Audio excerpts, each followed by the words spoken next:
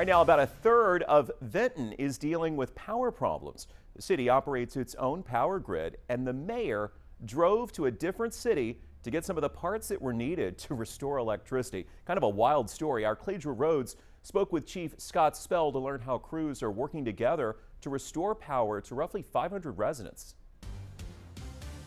Jordan, residents in Vinton are upset. They say weather-related power outages are not a surprise.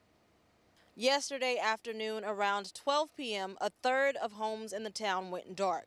According to Vinton Police Chief Scott Spell, that's hundreds of customers.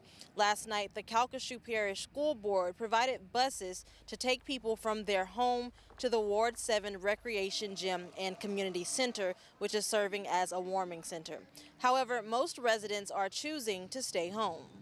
Thank God I have a gas heater that kind of helped us through this, but it was cold, it was dark, it was unbearable. But I knew for a fact I got lights, lamps, and everything, because sometimes when it rains, the lights will go out. And we know that. Chief Spell says a system-wide outage is necessary in order to permanently fix the ongoing power issues.